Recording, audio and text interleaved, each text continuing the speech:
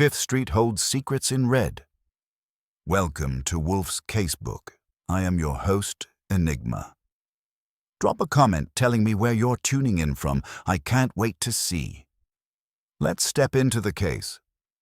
If you ever want to see how fast a man's dignity can be misplaced, try ringing Nero Wolfe's doorbell at 11:30 on a Tuesday morning with a story you can't quite keep straight. I watched it happen from my chair behind Wolfe's desk, and I still can't tell you whether the dignity belonged to the man or to our front door. The bell had rung once. Fritz answered, because Fritz always answers unless he's in the middle of something that would make a lesser civilization stop breathing, and then it rang again before Fritz could get the chain off. That wasn't just impatience. That was a shout in brass. Fritz opened the door anyway because Fritz is a free man in a world of slaves, and the man came in like he'd been shot out of a cannon with a law degree tied to his ankle. He wasn't tall or short or fat or thin. He was sharp, like a paper cut. Mid-30s maybe, charcoal overcoat, grey scarf, hat decent enough to have its own opinions. His face had that pale city look that comes from too much indoor light and too many hard decisions made at night. He had a leather portfolio in one hand and a drip of something dark on the other. I didn't register the drip at first. I was still trying to decide whether to be annoyed at the double ring or amused. The guy's eyes were half wild, half trying to behave. You could see he'd practiced behaving for a living. He turned his head toward the office doorway and said, "I need to see Mr. Wolfe at once." Fritz's voice stayed mild. "Mr. Wolfe does not see anyone at once." Then politely inform him that what I'm carrying may decide whether he sees anyone ever again. The man held up the portfolio like it was a treaty. "My name is Calvin Rudd. I'm an attorney." "Then you will understand procedure." Fritz didn't budge. "Mr. Wolfe is at present occupied with his orchids." Rudd made a noise in his throat, the sound a man makes when his patience is on a short lease and the landlord is pounding the door. "Fine, then I will wait." And he brushed past Fritz as if a butler were a rug that could be stepped on. That was when I caught sight of the vestibule tile behind him. There was a smear on the black and white marble, not big, not dramatic, but enough to make the hairs on the back of my neck line up and salute. Dark red, tacky around the edges. And it hadn't come from a nosebleed. It had come from something that bled with intent. Fritz saw it too. He isn't a man who flutters. He just stopped for half a second, like someone had tapped a metronome, and then he said quietly, "Sir, just your hand." Rudd blinked down at his knuckles as if they belonged to another person. There was blood there, dried in places, fresh in others, on the side of his hand and the scium of his cuff. He swiped at it with his scarf in a reflex and only managed to smear it more. "Aye," he began, then closed his mouth and inhaled hard. "It's not mine." "I am relieved," Fritz said, which was Fritz's way of saying a lot more than that. "You will wait in the office. Mr. Goodwin will speak with you." Rudd looked at me then, properly for the first time, and I gave him my best midtown welcome, which is to say, I didn't smile, but I also didn't reach for the phone. "Come in," I said. "Try not to bleed on anything we value. That includes the rug, the chair, and Mr. Wolfe's temperament." He followed me into the office, eyes covering it like he was casing a bank. Wolfe's big red leather chair was empty, which made the room feel like a church between services. Orderly, hushed, and a little ominous. Rudd started to sit on the client chair across from Wolfe's desk. I raised a hand. "Before you get comfortable, Mr. Rudd, you might want to tell me why there's blood on your hand and on our vestibule tile. You don't get to decorate this house without prior approval." To his credit, he didn't try a clumsy lie. He sat perched rather than slumped, like a man ready to jump at his own shadow, and said, "If I tell you, you'll decide whether to call the police. Maybe I'm selective. It's not a crime, not yet. Those last two words are a comfort to no one. Go on." He opened the portfolio. His hands were steady now. That told me he was either naturally cold or had burned through shock already. He slid out a folded sheet of cream paper and a small cloth bundle. The bundle looked like a handkerchief used too hard. "The paper first," he said. "Then the rest will make sense." I unfolded the letter and read. It was short, typewritten, no signature. Just these lines. "Meet me at 10 a.m. in the gallery corridor. 5th floor. Come alone. Bring what I asked for. You will not regret it unless you ignore this note. No address, no letterhead, no clue except gallery corridor, 5th floor, which could be anything from a museum to a cheap office building with delusions of culture." I looked up. "You get a lot of anonymous poetry in your line of work. This one wasn't poetry, it was instruction, and it came inside a firm envelope. One of ours. Meaning someone within your employer's building put it there. Within the building or with access to our mailroom, last night. Your employer being." Rudd hesitated, then said, "Hollis and Baird, 5th Street. Between 5th and 6th. We handle corporate litigation." That name meant something to me. It was one of those glossy midtown firms that make money the way other people make coffee. Constantly, with expensive beans, and without visible sweat. If a man from Hollis and Baird was sitting in Nero Wolfe's office with blood on his cuff, the morning had turned a corner. "What did they ask you to bring?" "A file." He said it like he was chewing nails. "A specific one." I thought it was a prank or some kind of internal audit. There's a partner I've been crossing swords with. I assumed it was him trying to rattle me. "Did you bring it?" "Yes." He tapped the portfolio. "Because I'm paid to be thorough, and because ignoring it would have been professionally unwise." "Then you marched up to the mysterious gallery corridor." "Not marched," he said sharply. "Went, alone, at 10. There's a corridor on the 5th floor that runs past the firm's art storage. Don't ask me why a law firm needs art storage. It's called the gallery corridor because they hang rotating exhibits there. Usually local artists with rich relatives." "Got it. So you're in a hallway with paintings and a file. Then what?" Rudd reached for the cloth bundle. "Then I found this." He opened it and I saw a white linen pocket square. On one corner, a dark blot spread like a bad idea. The blood was dry now, a crusty brown-black with a ring of crimson that had soaked deeper. Right next to it was a faint peach-colored smudge like makeup. He laid it carefully on Wolfe's desk like it was evidence, and he was already in court. "I found it on the floor," he said, "near the service elevator at the north end of the corridor, a few feet from the storage door." "Just lying there?" "Yes. But not just lying there. It was—" He searched for the word and found it. "Placed. On top of it was my note." He paused, let the weight of it settle, then went on. There was more blood on the floor, not pools, a trail, streaks, like someone had been dragged or had stumbled while bleeding. "Nice." I tried to keep my voice light. "Did you follow the trail and risk being the next chapter?" "I wouldn't be here if I didn't." His jaw tightened. "It led to the storage door. It was ajar. Inside—" He stopped. The man had been holding it together on borrowed time, and the interest had come due. "Inside there was a woman," he said finally. "Alive, barely. Not conscious. A cut on her scalp. A lot of blood.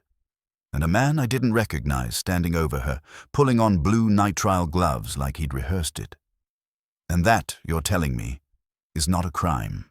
Not yet. It was a crime. Whether I saw a crime in progress, I can't be sure. He wasn't striking her when I entered. He was arranging the scene. That's what it looked like." "Did he see you?" "Yes." We froze. There was a second when we both knew what the other was thinking. Then he bolted past me. I chased him for half a floor. He was fast. He took the stairs down to 4th, and I lost him in the reception area because people were there and I wasn't about to shout murder in front of clients and secretaries. "Good for your brand." I nodded. "Then you ran back to help the woman?" "Yes, I called 911. The paramedics came. She's at St. Luke's now. Police came too. They took my statement. He leaned forward. Here's the part they don't have yet. Which is why you're here. Exactly. Rudd's voice sharpened into lawyer steel. When I bent to check her pulse, I saw something on the floor near her hand. Not blood. Paper. A torn corner. I picked it up before the police arrived. Instinct. If someone set this up, I didn't want my fingerprints on their punchline. He fished a tiny scrap from his wallet and handed it over.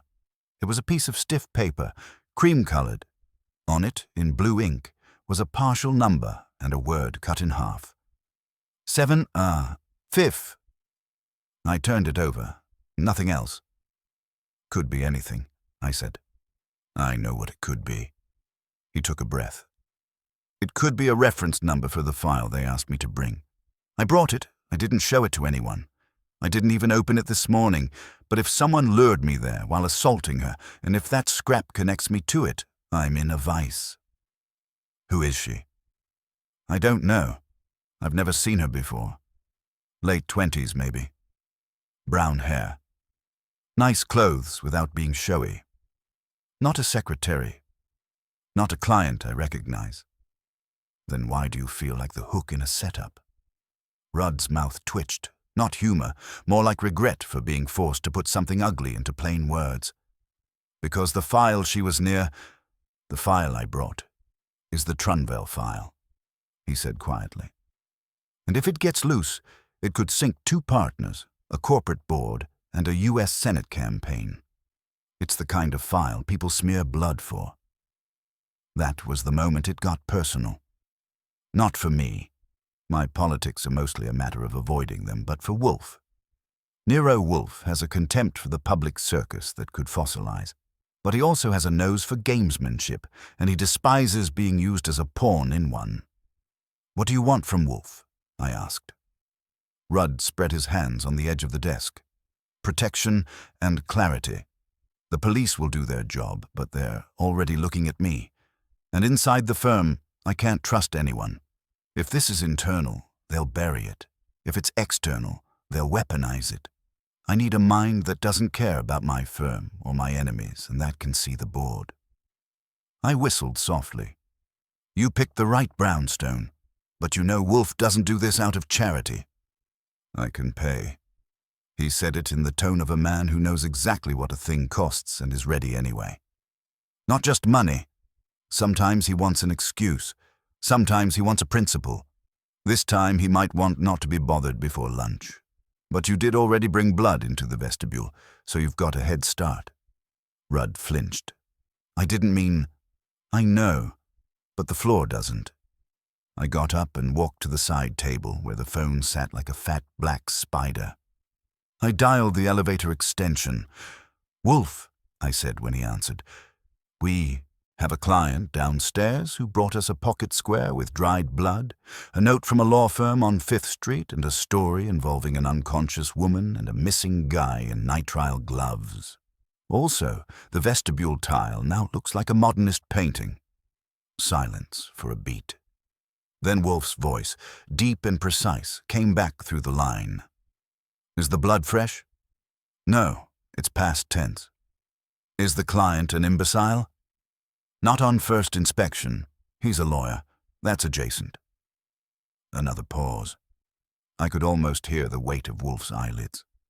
Send him up, Wolfe said finally, and instruct Fritz to clean the vestibule tile at once. Fritz already saw it. He will clean it as if he were restoring an altarpiece. Very good. Bring the pocket square with you, and the note. I hung up and looked at Rudd. You're in luck. His orchids are done with him for the moment. Ride the elevator, mind the step, and keep your story exactly as you've told it. He likes consistency. Rudd stood, swallowing. I've told it as it is. Great. Wolfe will decide whether that aligns with reality. One more thing. If there's even a chance that blood belongs to someone who's still walking around, Wolfe will want names, times, and places. If you're holding out, now's the time to stop. He met my eyes, and for the first time since he came in, I saw something besides controlled alarm. I saw stubbornness, the kind you need to survive among sharks.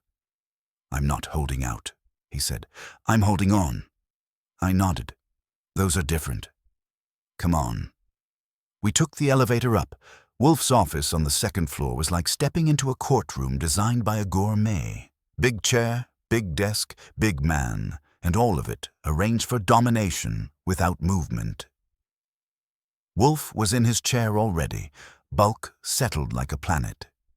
He looked at Rudd, looked at the pocket square I laid on his desk, and looked at the note. If you've never seen Wolfe in the first 30 seconds of a case, you've missed a neat trick of human machinery. He doesn't ask quick questions to be polite. He asks them to see how the other person breathes, how they choose words, how they react to silence like it's a physical force. He examined Rudd through narrowed lids. "Mr. Rudd," he said, "you have brought blood into my house." Rudd started to apologize. Wolfe lifted one finger, a small motion with a big impact. "Do not apologize. Apology is irrelevant. Explain." And that's how a bloodstain in our vestibule became a case. Not because Wolfe was eager, but because somebody had been foolish enough to drag their mess to his doorstep. And in doing so, had invited him to set the table. I sat behind my desk, pulled my notebook toward me, and got ready. Whatever had happened on 5th Street, it had already crossed the threshold, and in this house, that meant it was ours. Wolfe kept looking at Rudd as if he were a page with smudged print, something that would be legible if stared at long enough. "Explain," he repeated, and Rudd did. Not with drama, he didn't have the temperament for it now, but with a tight, lawyerly order that hit the beats in the same sequence he'd given me. Time of the note, where it was found, what file, what corridor, what blood, what woman, what man with gloves, what chase, what scrap of paper. He didn't embellish, and he didn't leave anything out that sounded appetizing to a prosecutor. I watched Wolfe's face for the little tells, an eyelid lowering a millimeter, the corner of his mouth shifting as a thought slid into place. When Rudd finished, the room held still, aside from Wolfe's breathing, which is never still, more like a slow bellows that keeps the whole brownstone lit. "At St. Luke's," Wolfe said. "You notified the police and they took your statement." "Yes." "Who arrived first?" "Uniforms, then a detective. I didn't get his name. I was busy being cooperative." "Did they examine the woman in your presence?" "Only enough to get her moved safely. They asked questions. I answered. They didn't tell me anything." "Did you inform them you removed a paper scrap from the scene?" Rudd flushed. "No. Why not?" "Because I don't trust them to understand what they're looking at, and because I'm the one who would be blamed if they decide it matters." "That is not an answer. It is a symptom." Wolfe leaned back half an inch, which for him is a concession to physics. "You have come here seeking protection for yourself. You do not seek protection for the woman." "I do," Rudd blurted, then checked himself. "I mean, yes, of course. I want her protected, but I'm not her lawyer. I don't even know who she is. I'm a target because I was there." "You are a target," Wolfe said, and the way he said it suggested he might approve of targets in the abstract. "But not necessarily because you were there. You may have been lured there because you are a target already." Rudd's jaw worked. "I don't have enemies who do this." "You are an attorney at Hollis and Baird. You have enemies who do that and worse, whether you recognize them or not." That landed. Not because it was cutting. Wolfe doesn't cut for sport. But because it was plain. Wolfe turned his eyes to me. "Archie, the file." I already knew he meant the Trunville file, and I already didn't like the smell of it. Smells in Wolfe's office are usually expensive. Cigars, orchids, coffee, Fritz's cooking drifting up through old wood like a hymn. This one smelled like 5th Street in February and men who tried to bury trouble in mahogany cabinets. "What about it?" I asked. "Mr. Rudd brought it." "Yes," Rudd said. "It's in my portfolio." "Give it to Mr. Goodwin." Rudd hesitated. Not long enough to be defiant, just long enough to measure the distance between his career and Wolfe's desk. Then he opened the portfolio and withdrew a fat manila folder with 2 red rubber bands around it. He handed it to me as if it were a newborn with a bomb strapped to it. I set it on Wolfe's desk without opening it. I'm not squeamish, but I knew the difference between a document and a confession. Wolfe's eyes went to the folder, then back to the man. What exactly is your position concerning it? I'm second chair on the matter. I've worked on it for 18 months. I did not ask how long you have been chained to it. I asked your position. Wolfe's voice was mild, which is when it's most dangerous. Rudd swallowed. It contains internal correspondence and settlement strategies for Trunvale Technologies versus the state. There are side issues involving campaign financing and personal dealings. If it were leaked, yes, you said so. If it were leaked, men would wail, women would faint, and democracy would be endangered. That is not my concern. My concern is why you were instructed to bring it to a corridor. By whom? And to what purpose? That's what I need you to tell me. Wolfe made a sound that might have been a chuckle if he were a different man. I see. You want me to eat the soup and explain the recipe. He shifted his gaze to the pocket square. This linen is monogrammed. I leaned over and checked. It was faint, but there in the lower corner. A single embroidered letter. An H, not Rudd's. Could stand for Hollis, I said. Or for a person with a surname beginning with H who is vain enough to embroider his napkins. We shall not assume. Wolfe's eyes narrowed at Rudd. You say the corridor is called a gallery corridor. Who has access at 10 a.m.? Anyone in the firm, staff, partners. If you mean the art storage area only, fewer, but the corridor itself is public inside the suite. Security? There's a receptionist desk on the 5th floor and keycard access for the main doors. But once in, the corridor is open. There are cameras in the lobby and elevators, not in the hallway itself. The building management is fussy about tenant privacy. Wolfe nodded, as if building management had just confessed to something. And the woman, describe her more precisely. Rudd rubbed his forehead. Average height, slim, wheat-colored coat on the floor beside her. Dress, blue maybe. Hard to say. Her bag was open. There was a small compact near her. I think that's where the makeup smear on the pocket square came from. I didn't touch it.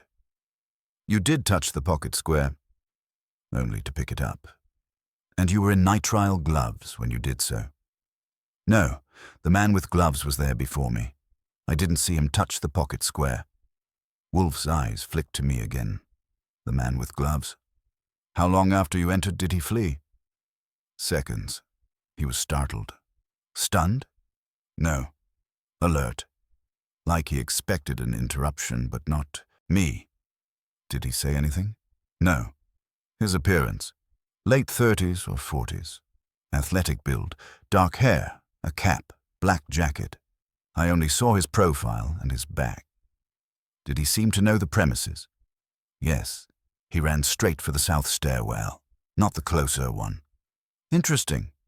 That word from Wolfe is like a knife coming out slowly. Interesting means he sees something he doesn't want the other guy to see yet. He went silent. I let him. Silence in that office is a tool he uses like a scalpel, and if you interrupt it, you might as well slap his orchids. Finally, he spoke to Rudd again. You said a partner has been crossing swords with you. Name him. Rudd stiffened. I didn't say partner. I said someone. It could be anyone. It could also be a rhinoceros on a bicycle. We prefer plausible candidates. Name him. Rudd's eyes went to the folder, and I understood. If you say a name out loud in Wolfe's office, you're putting skin on the wall. Daniel Harker, he said. Senior partner. He and I disagree on strategy. Disagree, Wolfe said. You are discreet. Is Harker involved politically? Yes. He's close to the Trunvale board and to Senator Voss's campaign. Socially, financially. He's the one who insisted the matter be tightly held. Ah. Wolfe drummed thick fingers on his armrest.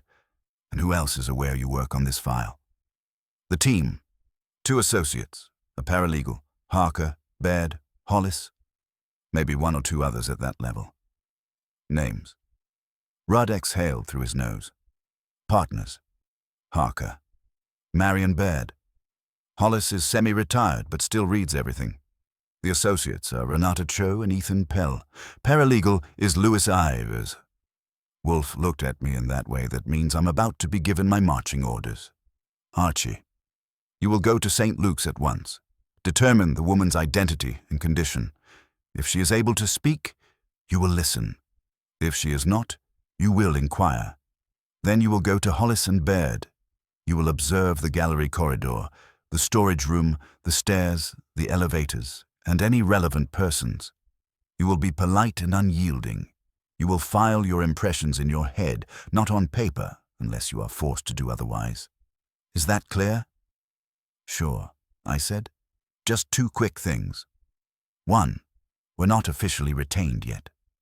2, the police are already sniffing around that corridor, and they don't like private noses mixing with their evidence. We are retained if I decide we are retained. Wolfe's voice was calm, the way glaciers are calm. And the police may sniff. You will not step on their paws. If you have to step around them, do so. If you must speak to them, do so with candor and restraint. He turned to Rudd. As for remuneration, $10,000 as a retainer. You will provide it before Mr. Goodwin departs. Rudd blinked once, then nodded like a man agreeing to surgery. Yes, I can arrange that immediately. Good. Wolfe's eyes sharpened. And you will go nowhere unaccompanied today. You will remain in this house. Mr. Goodwin will transport you if transport becomes necessary. For now, you will wait. Rudd looked like waiting was the last thing his blood wanted to do, but he said, All right. Wolfe dismissed him with the tilt of a chin and nodded to me. Go, he said. I stood, grabbed my coat and tucked my notebook into the pocket. As I moved toward the door, Wolfe added, not loudly, And Archie, do not open that file on your own initiative. I stopped and looked back. Wolfe was staring at the Trunvale folder as if it were a spoiled dish. Wasn't planning to, I said. See that you continue not to plan to. I took that as a friendly note for Nero Wolfe. Downstairs, Fritz was already on his knees with a basin and cloth going after the vestibule smear. It was almost gone, but the fact of it hadn't vanished. Not from my mind, anyway. A blood trail in a fancy law office and a man with gloves waiting like a stagehand. Outside, the air had teeth. 5th Street was only a cab ride away, and so was St. Luke's. I headed for the curb, lifting a hand as a taxi rolled in like fate with a meter. The game had started in a hallway with paintings. Now it was moving into the city. And if Wolfe's tone meant anything, it was going to come back home, whether anyone liked it or not. The cab smelled like wet wool and somebody else's cigarette habit, but it moved fast, which was what I needed. St. Luke's was up on Amsterdam, and I spent the ride leaning back and letting the city slide by while I did the mental filing Wolfe had ordered. 4 partners and staff, a corridor without cameras, a pocket square marked H, a scrap with Fayefeu, and a file too hot to touch. If you put those ingredients together and stirred, you got a stew that could poison a lot of people.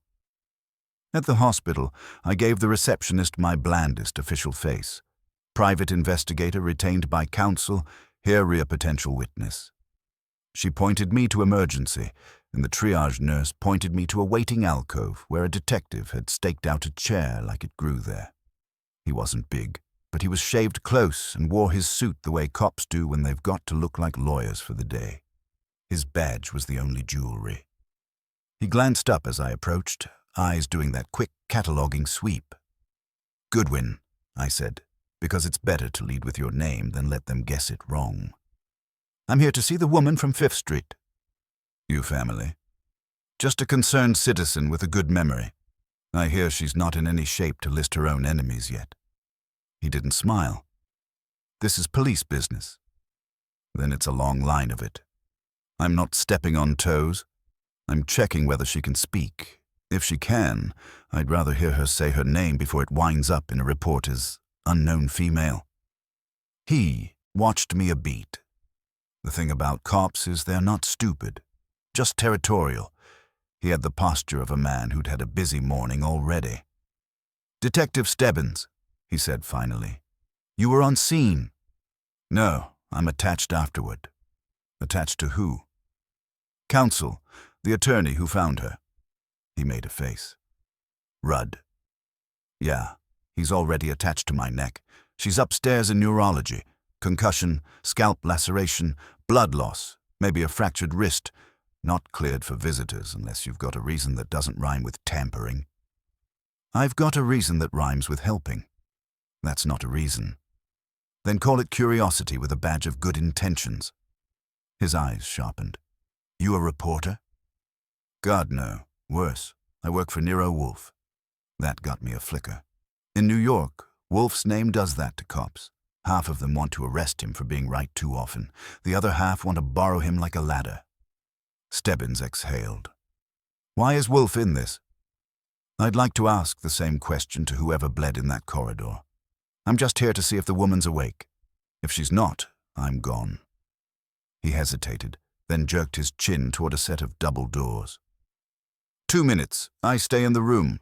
You don't ask leading questions. If she winces, you shut up. Clear." Crystal. Upstairs, the neuro ward had the hush of a library built by pessimists. We found her in a small room with a curtain half drawn. A bandage wrapped her head like a turban, and a nurse had set an IV with the bored competence of a woman who'd seen too much to care about drama. The patient's eyes were open, unfocused, but alive, which already meant more than the blood on the floor had promised. Stebbins stepped to the bed. "Miss, can you hear me?" Her eyes shifted, slow swim to the sound. "Yes," she whispered. Her voice was thin but steady. She wasn't the kind who collapses quietly. "This is Detective Stebbins. You're safe. This man is with Mr. Wolfe." He said the name like a test, watching her reaction. Her brow twitched. "Nero Wolfe." It was half question, half relief. "Yeah," I said softly. "I'm Archie Goodwin. You don't know me, and that's probably for the best. We just need a couple of basics if you can manage it. Your name?" She swallowed. "Lila Kerr." "Spell it for the record," Stebbins said. "Krr." Her lips moved carefully around each letter. I nodded. "Good. Lila Kerr. Where were you coming from this morning?" She stared at the ceiling for a second like there were notes written up there. "The courthouse. I was meeting someone at Hollis and Baird." Stebbins leaned in. "Who?" She flinched, just a small recoil but clear. "No, not yet." "That's not how this works," he said. "It is if I'm still breathing," she whispered back. There was iron in it. I stepped in before he pushed too hard. "Lila, you don't have to give us a full cast list right now. But you should know this. The man who found you is Calvin Rudd. He got a note to bring a file. You were in that storage room. Someone wanted you both there. Do you know why?" Her eyes slid to me, sharper now. "Because I took something." "What?" "A copy." She licked dry lips. "Of a ledger, not money. Truth." Stebbins made a sound, impatient. "What ledger?" She didn't answer him. She kept looking at me, and I realized I had stepped into something close to trust by accident. "The Trunvale matter?" I asked. Her eyelids fluttered, not quite a nod. "Campaign slush. Payoffs through a foundation. Names. Dates." She tried to lift her right hand and hissed, dropping it. "I wasn't supposed to be there, but I was supposed to get it." "Who told you to get it?" A pause too long for comfort. "A friend." "Name?" Her eyes closed. "I can't. Stebbins started to speak again, and she opened her eyes hard. "Detective, if you want me to live long enough to testify, you'll stop doing that." She hadn't raised her voice. She didn't need to. "They're in your building. You don't know who." Stebbins looked like he'd like to argue with her on principle, but there's a moment when even cops understand leverage. An injured woman with a spine is leverage. I said gently, "Lila, someone attacked you. You saw his face?" "No." She inhaled shallowly. "He wore a cap and gloves. I saw his eyes. That's all? Did you hear a voice?" "Not his. Another one." She frowned. A woman, angry. She said, "Don't be stupid, Lila." Stebbins' head snapped. "You know her?" Lila's eyes slid away. "I know that voice. Partner? Secretary? Client? Someone who signs checks. Someone who thinks I belong to her." We were skirting the edge of her stamina. The nurse was giving me that look that says, 2 minutes and counting. I kept it tight. "The pocket square?" I said. "Did it belong to you?" She shook her head faintly. "No. Man's. He held it to my head, I think. I remember white linen and the smell of cologne. Cedar. Expensive. I grabbed it when I fell. He tore it away." "Monogram H mean anything to you?" Her eyes sharpened. "Maybe." "Maybe how?" She shut them. "Don't make me say it." She was done. You could feel it, like the room dimming. The nurse stepped forward politely, and that was that. I backed off. "All right, you rest. We'll talk later if you're up for it." Her eyes opened a sliver. "Tell Wolfe. Tell him they'll try to frame Rudd. Not because he matters. Because the file does."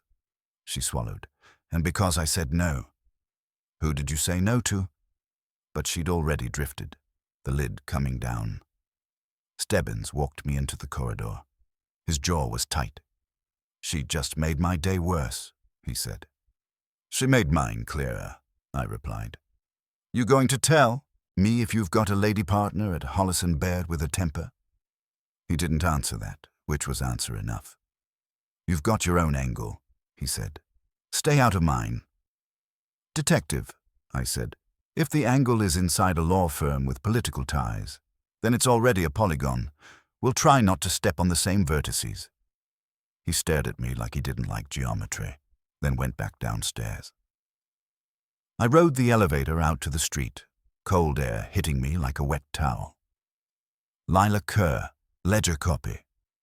A woman's voice, a monogram H that was suddenly less abstract. If Lila had been pulled into the corridor because she stole truth, and Rudd had been pulled there with a file because someone wanted a scapegoat, then the missing man in gloves hadn't been improvising. He'd been stage managing. I flagged another cab. 5th Street next, the gallery corridor. Somebody thought they were playing a clean game in a hallway without cameras. They hadn't counted on Nero Wolfe collecting players. The second cab got me downtown in 12 minutes flat, which in Manhattan counts as a miracle and probably required a small sacrifice to the traffic gods. Hollis & Baird sat in a glassy building that tried hard not to look like a place where people bled. You came through a lobby with polished stone, a security desk with a bored man behind it, and the kind of art on the walls that says, "We pay taxes, but we don't like it." I gave the guard my name and the firm's name and a line of professional nonsense that sounded plausible. He checked a list, called upstairs, listened, then waved me toward the bank of elevators. "5th floor," he said. "Reception will take you." Reception was a long blonde counter with a young woman behind it whose smile was good enough to be hired. She wore a navy sheath dress and a headset, and a faint expression of exhaustion around the eyes. "Good morning," she said. "How may I help you?" "I'm here to see Mr. Rudd's office." I handed her a card. "Archie Goodwin. He asked me to pick something up." She looked at the card, then at me, then at the elevator as if expecting Rudd to step out of it and confirm in person. "Mr. Rudd is unavailable at the moment. That's why I'm here instead of him." Her lips pressed together. "One moment." She tapped on a keyboard, then picked up a desk phone. I listened to her, half a conversation. Yes, he's here. No, he says Mr. Rudd. I told him. Then she covered the mouthpiece and looked at me again, this time more carefully. Are you with the police? Only socially. For work, I'm with Nero Wolfe. That did it. The smile slipped to something real. Mr. Wolfe, she said softly. Unless you've got another one hiding in a file cabinet. She exhaled. Please wait. Someone will come for you.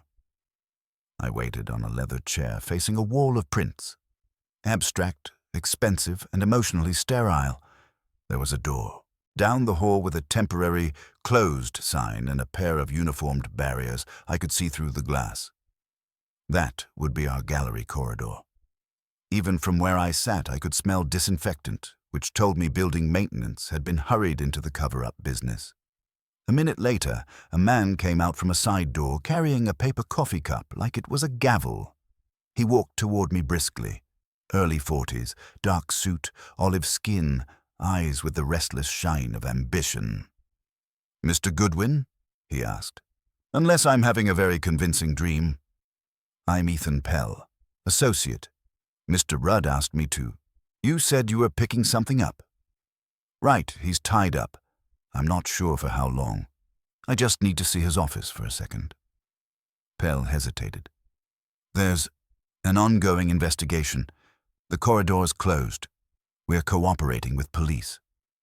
I'm not asking for the corridor. I'm asking for a file on his desk. If you want me to write you a receipt, I can do it in blood. Pell blinked, unsure whether to laugh. He did neither. Come with me. But I'm staying with you. Wouldn't dream of leaving you lonely. He led me past glass offices and whispered conversations. The firm's interior was all pale wood, frosted partitions, and the kind of quiet that comes from billable hours. It felt like a monastery built on litigation. Rudd's office was at the far end. Corner window, view of the street, shelves with law books that probably hadn't been opened since the Clinton administration. Pell unlocked it and held the door for me. 2 minutes, he said. I stepped in. The place was orderly with a nervous edge. Rudd was neat the way men get neat when they don't trust their own lives. A framed photo on the desk showed him beside a woman and a little boy at some beach, all of them squinting into sun. The boy's grin was a full-page ad for innocence. I took note. People with kids do stupid, brave things for reasons they don't say out loud. What am I picking up? Pell asked. Depends what you're willing to let me see, I said, moving toward the desk. There was a legal pad open with a few quick scrawls. I didn't read the words. I caught the shape. A sequence of names. Harker, Baird, Cho, Ives.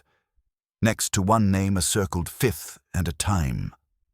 Rudd had been mapping before he came to us. Good. Here. I reached down and lifted a slim black notebook tucked under a stack of correspondence, the kind lawyers use for meetings they don't want in the official record. This. He didn't have it with him earlier. Pell frowned.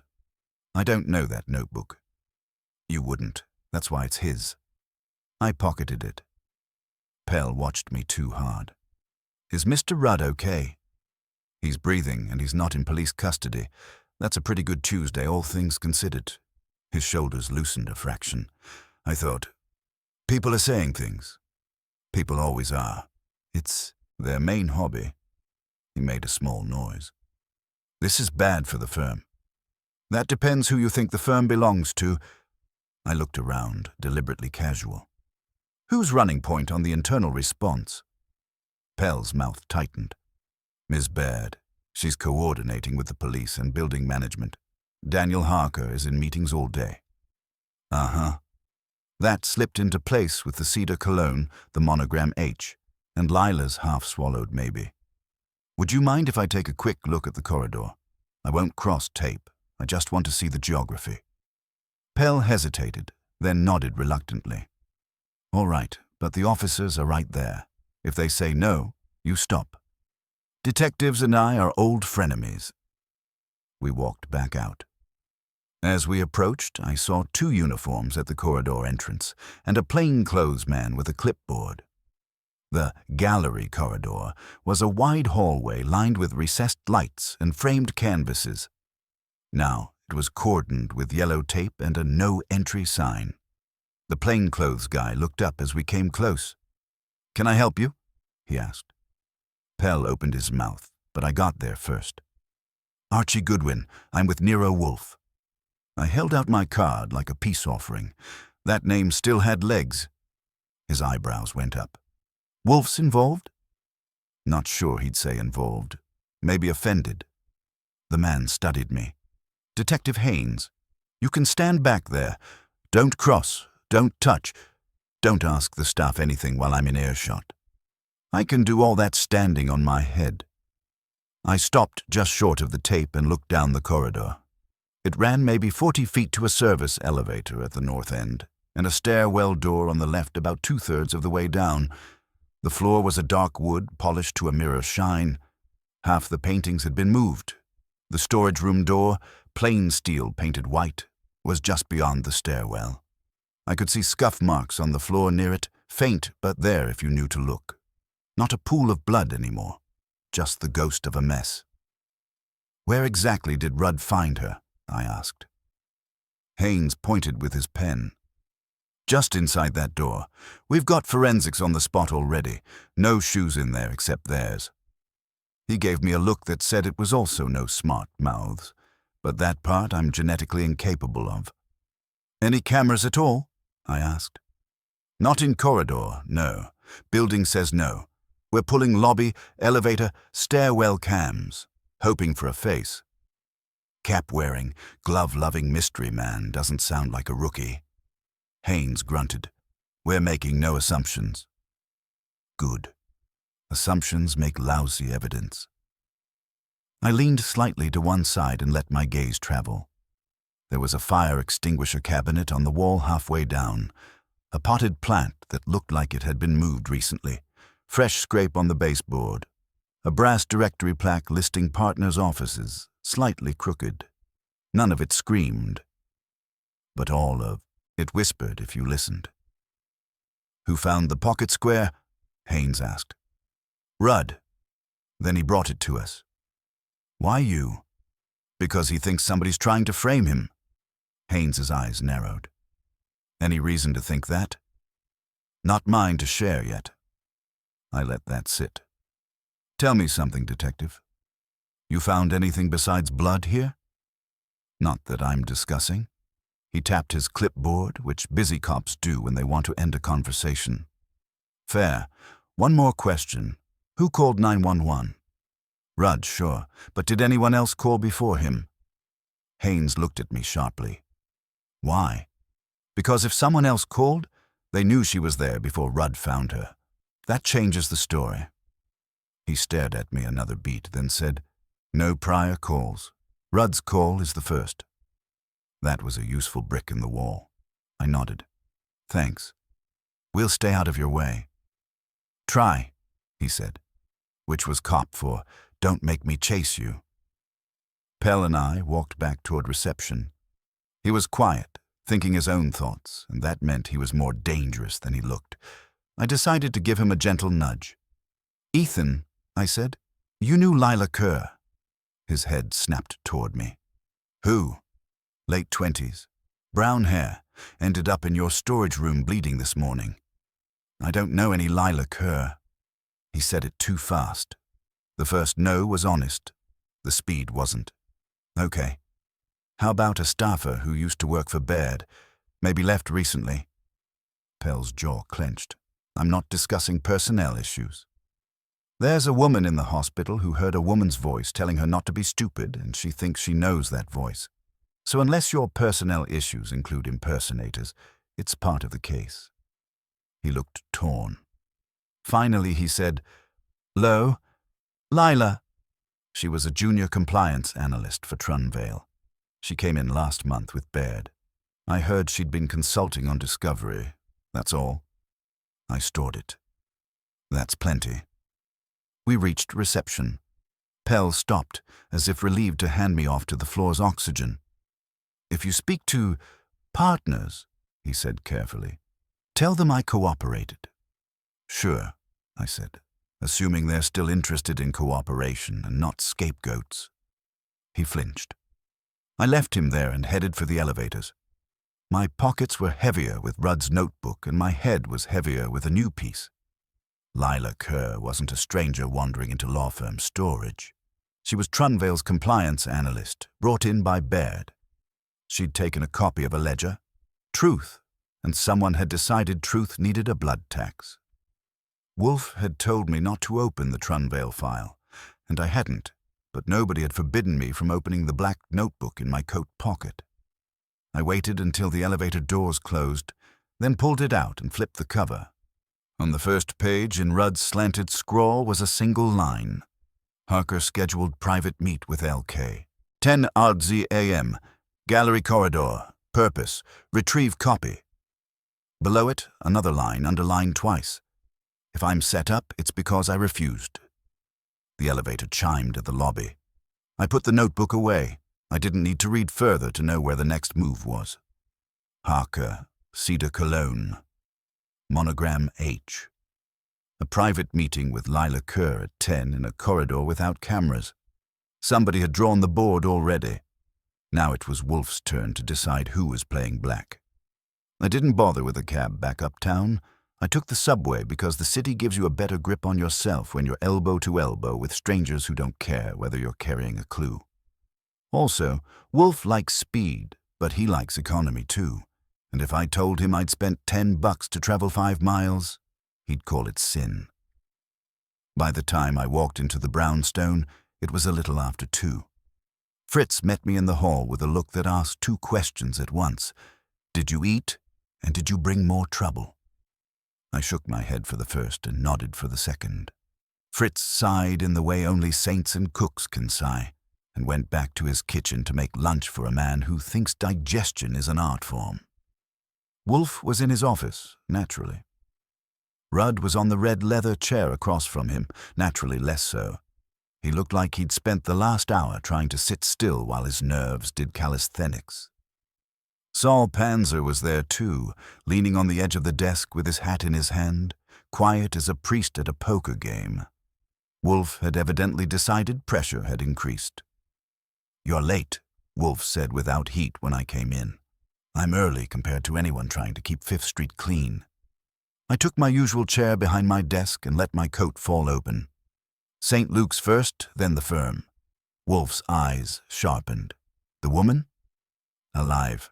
Concussion, scalp cut, fractured wrist maybe. Name's Lila Kerr. She was coherent enough to talk.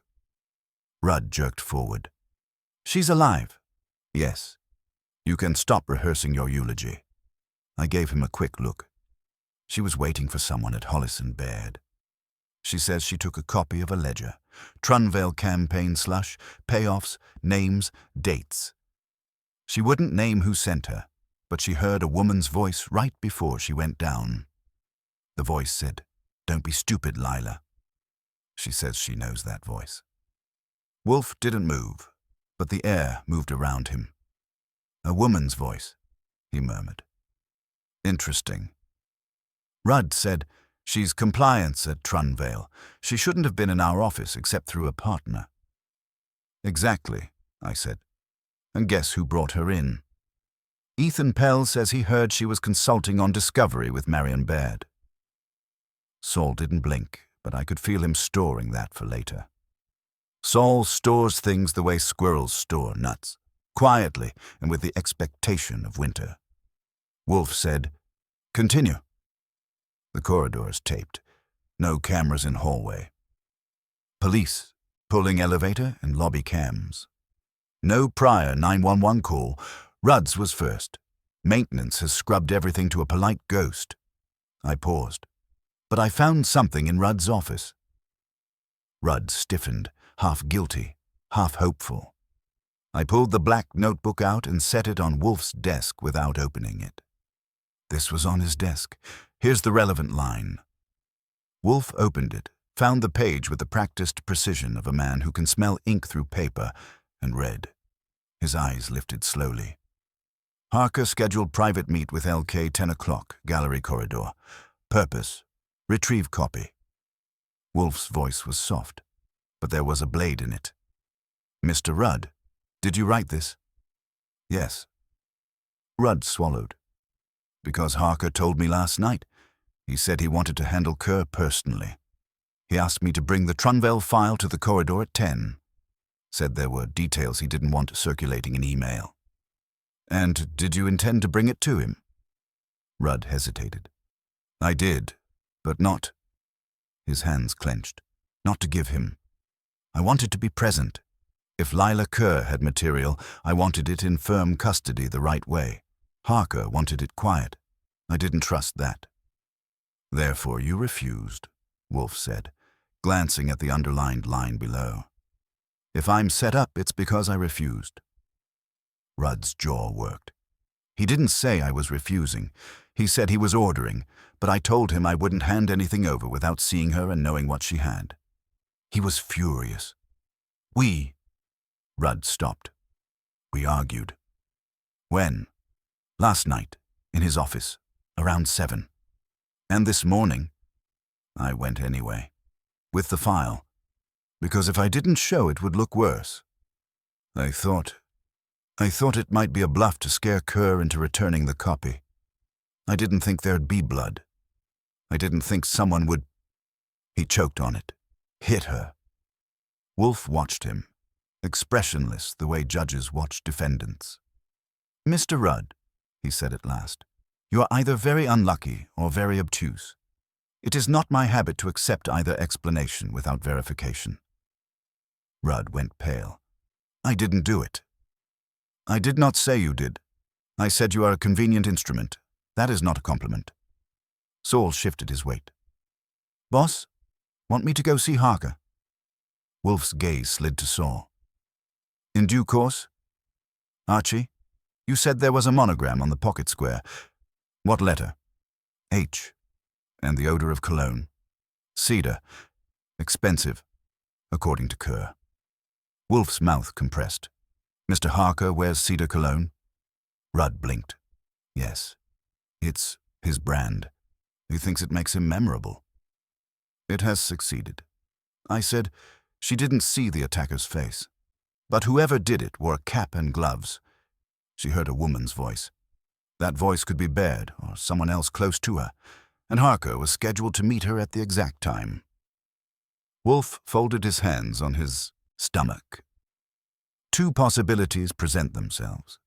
Either Harker attacked her and attempted to implicate Mr. Rudd by luring him with the file, or someone else attacked her to implicate Harker, using his scheduled meeting, monogram, and cologne as decoration. Rudd said sharply, who would dare frame Harker inside the firm? Wolfe regarded him. A person with motive, access to his pocket square, and no fear of consequences. Such persons exist in abundance. You yourself supplied motive. Rudd stared. Wolfe turned to me. What did Kerr say about the pocket square? She remembers it pressed to her head, then being torn away. She grabbed it as she fell. Not hers. Then it was in proximity to her assault, not necessarily to her assailant's person. It could have been planted afterward. Wolfe's voice stayed cool. And the scrap of paper you withheld, Mr. Rudd? What became of it? Rudd looked embarrassed. It's in my coat downstairs. Archie, retrieve it. I went down, found Rudd's coat on a hall chair, and fished the scrap from the inside pocket. Coming back up, I handed it to Wolfe. He studied it. The partial word, fifth, and a number beginning with 7. He looked at Rudd. Could it refer to 5th Street? 5th floor? 5th? It could be a filing code, Rudd said quickly. Or a conference room number. We have 5th rubrics for some internal Trunvale, he corrected himself, flustered. Wolfe did not miss that. His eyes narrowed a hair. Trump? You are fatigued, Mr. Rudd. Take care with your tongue. Rudd flushed scarlet. I meant Trunvale. Enough. Wolfe leaned back, a slow settling of mass. We require external clarification. Saul, you will quietly obtain information on Daniel Harker. His schedule today, his movements this morning, his habits and vanities. Establish whether he was in the corridor at 10 and where he went afterward. You will also inquire, without alerting anyone, whether he possesses pocket squares monogrammed with his initial. Saul nodded once and left without sound. Wolfe looked at me again. Archie, you will telephone Inspector Kramer. Tell him we have spoken to Lila Kerr, that she is alive, and that she has information relevant to Trunvale's case and to Hollis and Baird. Do not mention her statements beyond that. We are not his assistants. Sure, he won't like the half-measure. He is not hired to like it. And after I antagonize Kramer, you will return to St. Luke's this evening. Determine whether Kerr's condition permits a further conversation. If it does, we shall obtain the name of the woman whose voice she recognized. Entreaty if necessary, inducement if possible. Do not threaten. Leave that to me. Rudd started to speak, but Wolfe cut him off. For you, Mr. Rudd, I have a pleasant instruction. Wolfe's eyes were steady. You will remain here. You will not call your firm. You will not text anyone. You will not attempt to be clever. You will do nothing but eat Fritz's lunch and answer questions I ask. Your safety depends on compliance.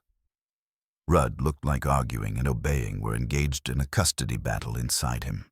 Obedience won. All right, he said quietly. Wolfe's gaze drifted to the orchid's clock on the wall. We will now have lunch.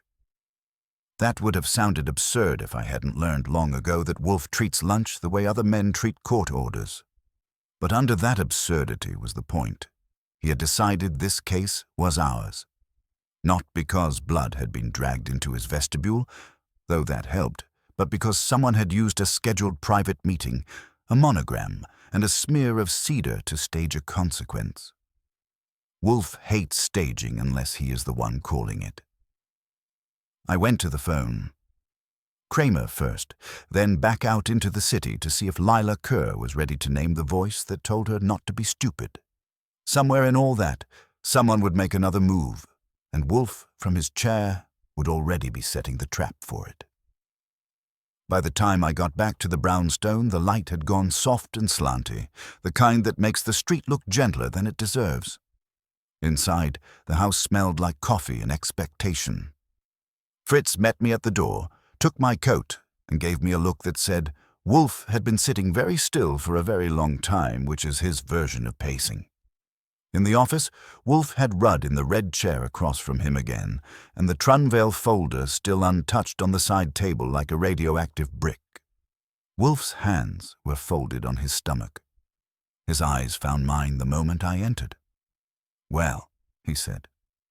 Lila Kerr named the voice. Marion Baird. She says Baird texted her to meet Harker in the corridor, then texted her to go to the service elevator end and not to come to offices.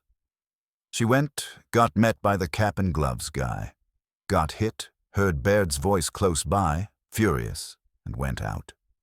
She's sure it was Baird. She also says Baird was laundering Trunvale money through that foundation route. Kerr kept a copy of the ledger hidden. She won't say where yet, but she will tell you here or nowhere. Wolfe closed his eyes for a beat, not tired, thinking. Rudd had been listening like a man leaning over a cliff. Baird, he breathed. She brought Kerr into the firm, then attempted to retrieve not only the ledger copy, but also to frame Harker or Mr. Rudd. An ambitious reach. Or a desperate one, I said.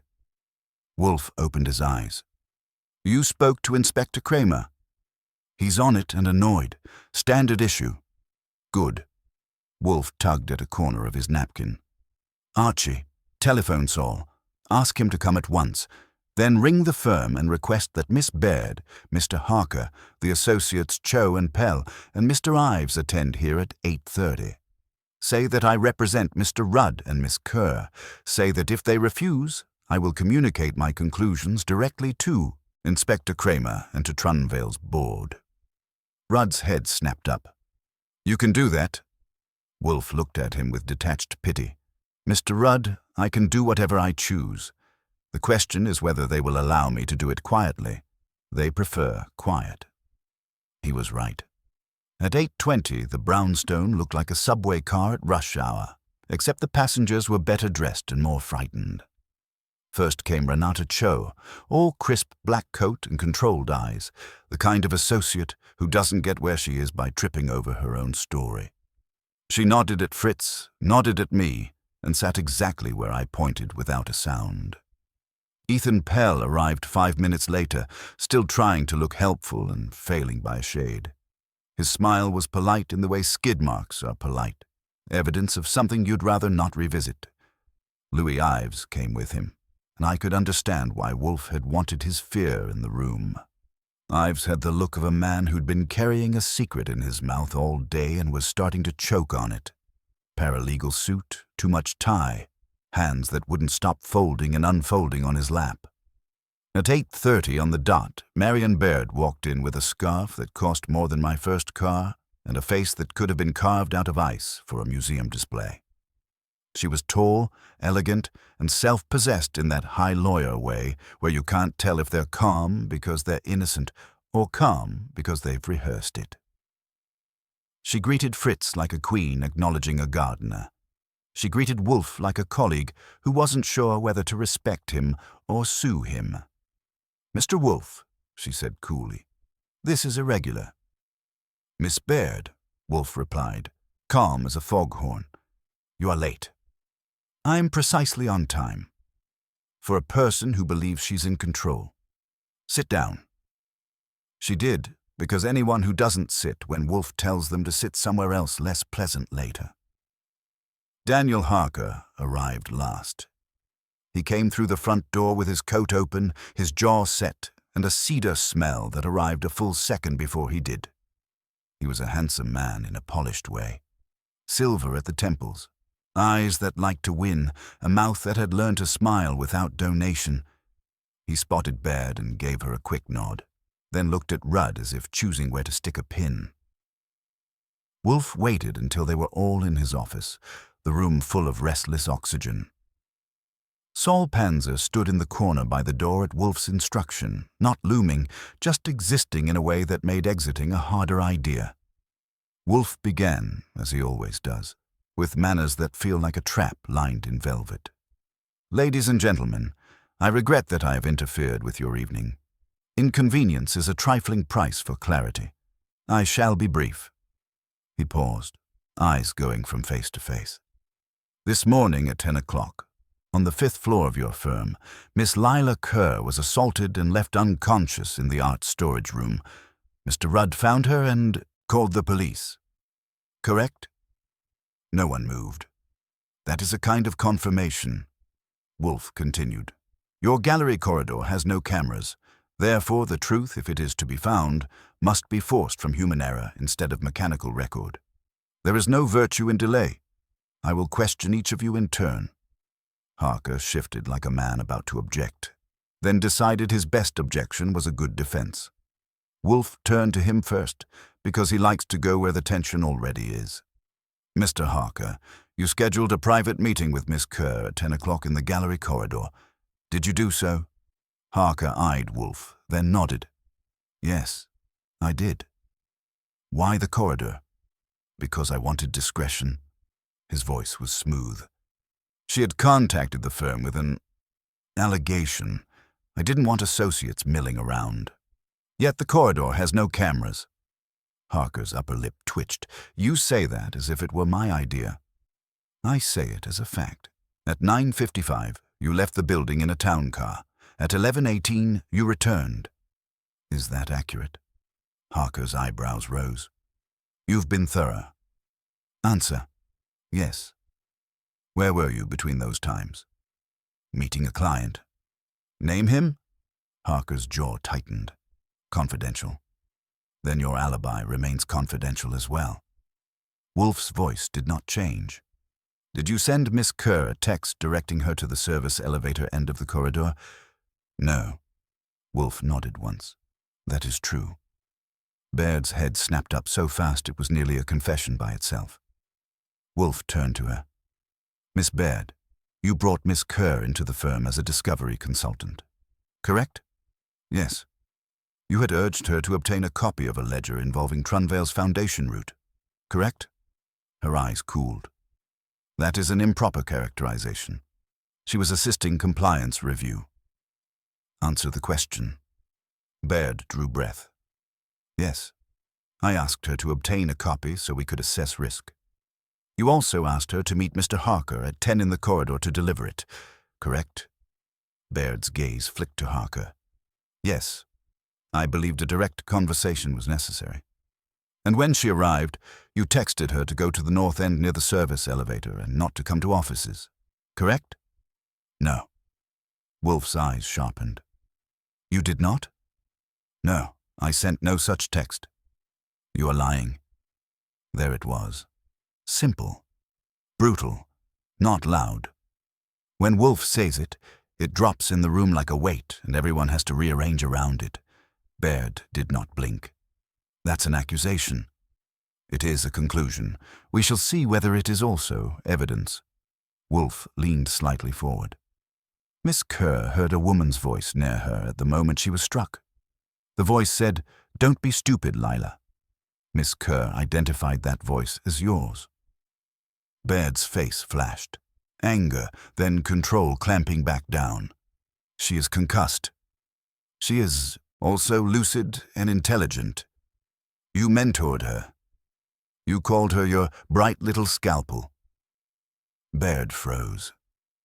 That phrase had not been public. Wolfe let the silence do some work before continuing. You urged her to confront Mr. Harker with the ledger copy. Yet you also told her Mr. Harker was dangerous and that he must not obtain it first. Which is it? Confrontation or preemption? Baird said coldly. Both. I wanted the copy in firm custody under my supervision before Harker buried it. That is also true, Wolfe said, and yet not sufficient. He pivoted to Ives without warning. Ives jumped like a man whose nerves were wired directly to Wolfe's chair. Mr. Ives, you are paralegal for the Trunvale case. You handle secure files. You know Miss Kerr, correct? Ives swallowed. Yes, I know her. You also have access to Mr. Harker's office, his schedule, and his linen. Wolfe's eyes bored into him. Did you take a pocket square from Mr. Harker's locker or laundry? Ives went pale. No, you're lying. I'm not. Wolfe lifted a hand.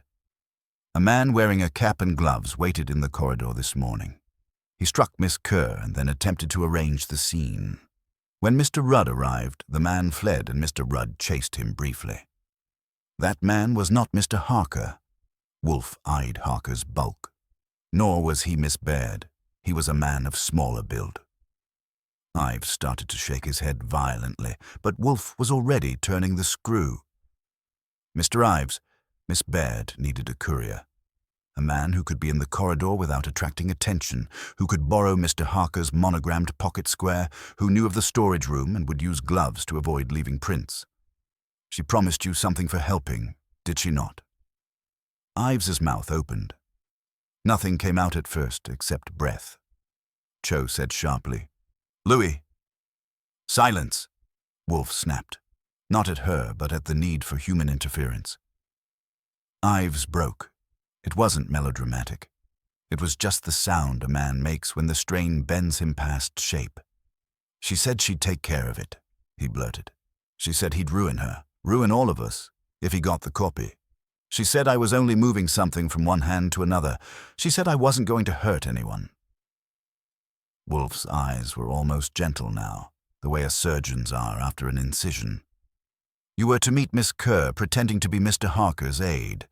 You were to retrieve the copy, but she did not bring it. You panicked. You struck her." "No," Ives gasped. "I didn't intend to. I just—" She stepped back, and I grabbed her arm and she pulled away and I swung the paperweight. "I didn't mean— Jesus, I didn't mean—" He folded in on himself, hands over his face.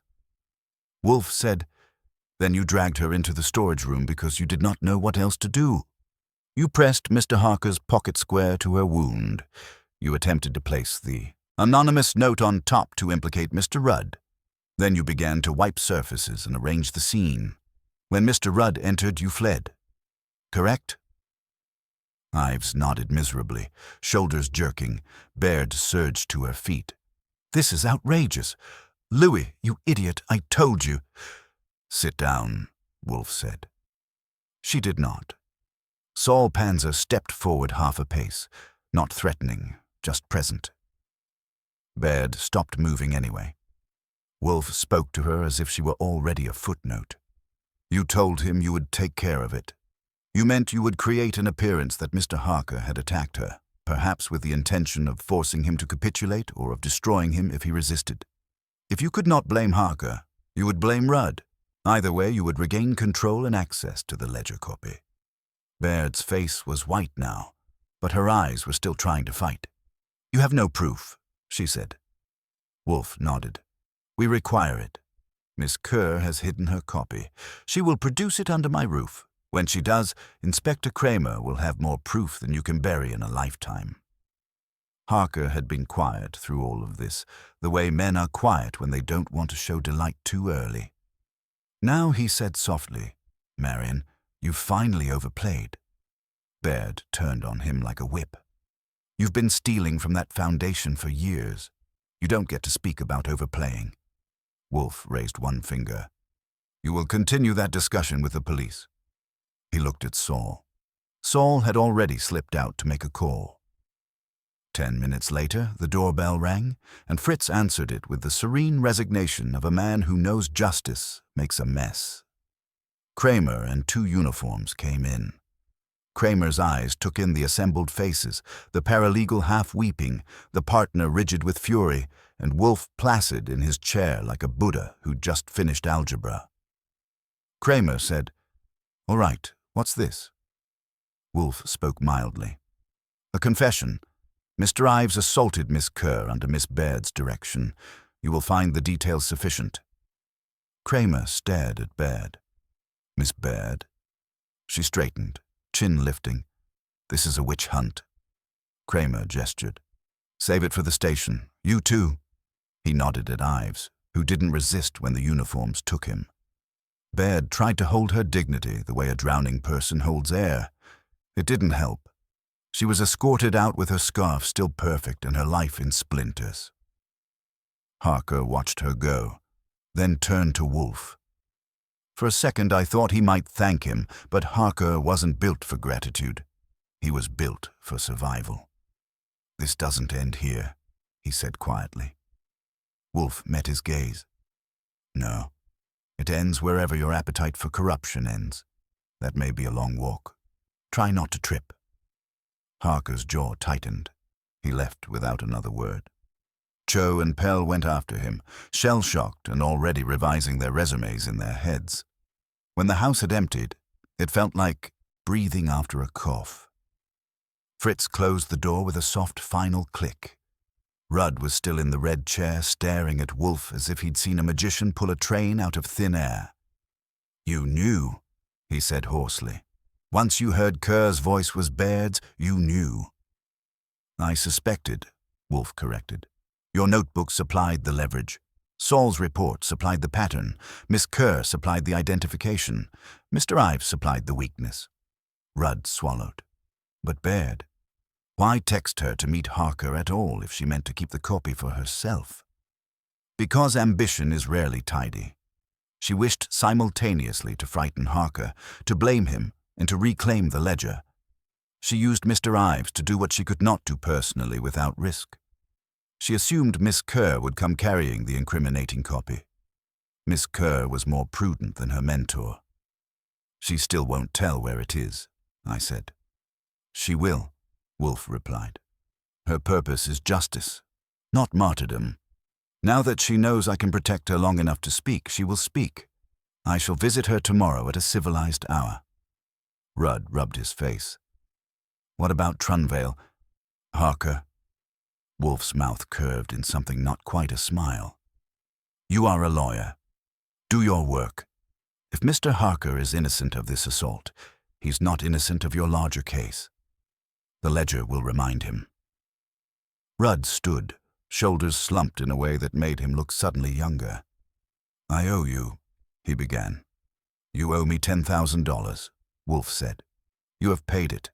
The rest is sentiment. I do not accept sentiment from attorneys. Go home to your child and consider choosing your enemies more carefully. Rudd blinked, then let out a breath he'd been holding since morning. Thank you anyway. He left, and the brownstone became itself again. Wood, leather, quiet. Fritz appeared in the doorway. Dinner is served. Wolfe rose with his usual reluctance to obey gravity and moved toward the dining room. I followed because I'm not suicidal. Halfway through the meal, duck with oranges done in a way that made me forgive most of mankind's sins. Wolfe dabbed his lips and said, almost conversationally, there is a particular arrogance in believing that intelligence excuses appetite. I looked up. You mean bad? I mean all of them. His eyes were distant, on some moral horizon he visits occasionally. They call it strategy. They call it discretion. They call it necessity. It is merely hunger wearing a silk hat. I chewed on that with the duck. Hunger's a pretty common outfit around 5th Street. Yes, but one should at least choose honest tailoring. He lifted his glass of beer, took a slow sip, and added, if one must stain linen, one should do so while eating, not while pretending to be virtuous. I grinned. That's going on a plaque over the dishwasher. He ignored me, which is Wolfe's fondest form of agreement. Outside, the city kept trying to be something else. Inside, the brownstone was back to silence. The blood was gone from the vestibule. The case was boxed and labeled, and justice, intellectual, stubborn, and slightly undignified, had found its way to Wolfe's chair like it always does. I lit a cigarette after dinner, leaned back in my chair, and watched Wolfe peel an orange with the ceremonial care of a man who believes even fruit deserves logic. 5th Street, I said. Wolfe grunted. Next time somebody wants to decorate our hallway with blood, maybe they could at least bring a better brand of cologne. Wolfe didn't look up. Archie, he said, next time you will attempt to be less amusing. I exhaled smoke and smiled anyway, because I knew the truth. He wouldn't.